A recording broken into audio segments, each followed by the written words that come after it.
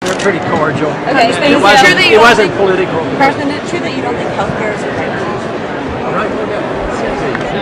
People have a right to their life and their liberty, and they have a right to pursue their happiness. They should have a right to keep what they own. They have a right to life, but they don't have a right to be healthy. No, but you might have a right to an automobile. You can't work without an automobile. If you don't have a house, you can't live. You have a right to a house. You have a right to work. Because where does it come from? You don't have a right to steal it. If you don't have a house, you say have a right to the house. You steal it from your neighbor. You go to jail for that. You go to jail for that. So you can't say the government to steal some service from somebody else. That's not a right. You don't have a right to steal from people. Did this debate format allow you to get more involved? Where in some of the other debates there were no questions asked to you, or at least this was by far the best format. And called ABC deserves a capital. Did it give you the chance to finally get let's go in? Yeah, I thought I had the best chance. And even when I was slow getting in on a comment, I just waved my hand and they recognized me. Every single time I asked to be recognized and really got to finish my sentences. Congressman Paul, do you think you're beginning to impress your points on some of the other candidates? Well, I would think if you listen carefully, you might hear some of the language up there about some of the things that I've been talking about.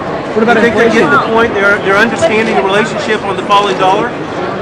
Well, I have a little more educating to do on that. They talk now about inflation. That was a great step, but they have to understand that it's the falling dollar that is the inflation. So they've taken one bold step, and I think they're understanding that better. But the American people understand it. The crowds I talk to understand it. And you have to go back and look at what I said about the price of oil is steady in the last 10 years in terms of gold. And if gold were money, the price of oil would not have gone up. Well, what's your comment on winning the Facebook instant happen? What did you accomplish tonight? What did you set out to accomplish? What do you feel you accomplished? I set out to do the same thing every single day of my life that I'm in politics, and that is to present the case for liberty and the Constitution and try to always improve myself and be able to present this to make it acceptable to the people. And I think I made a little bit of an inroad tonight and say, well, maybe I have a lot of people saying, yeah, maybe that's right.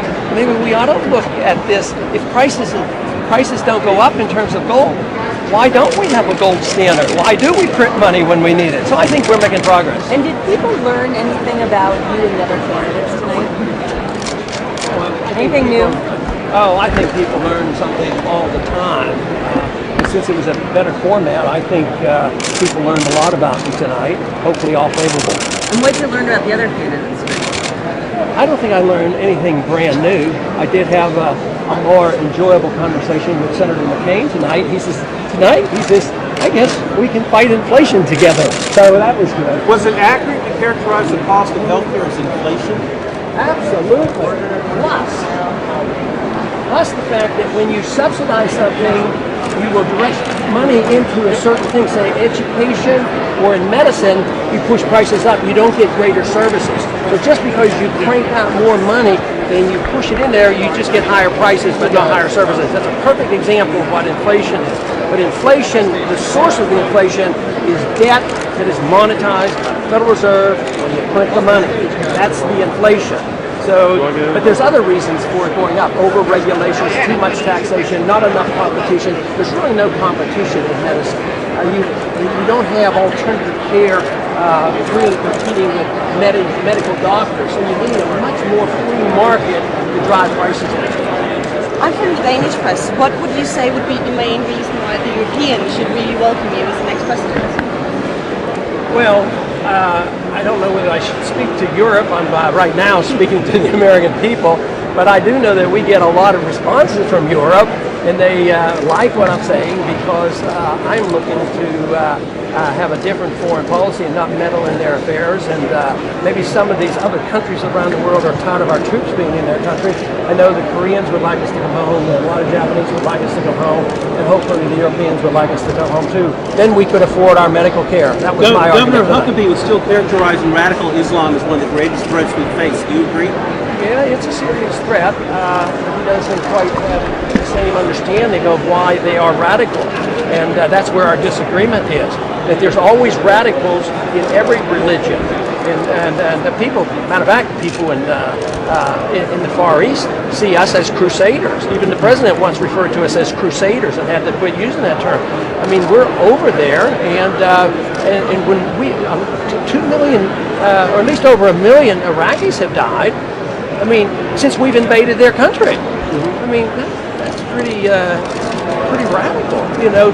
So that was my approach when I talked about foreign policy. That our foreign policy ought to have a golden rule to it.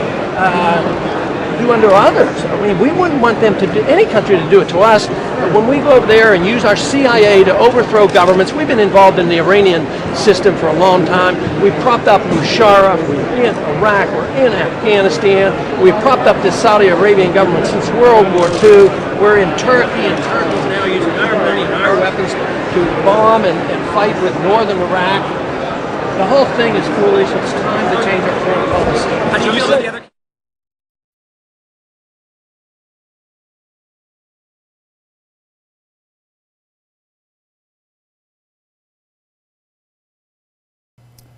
So I really love hearing Ron Paul answering questions from local reporters. This format seems to be the purest form of hearing a candidate's opinions. In this format, Ron Paul can take as much time as he needs to give a complete answer, and there is not an O'Reilly type telling him that we do not have enough time to look back on history. Now I'd like to go to a continuation of that question and answer session after the New Hampshire debate on ABC.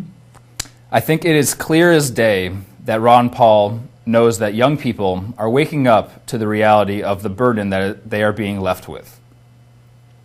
Your whole campaign here in New Hampshire and across the country. What have they meant?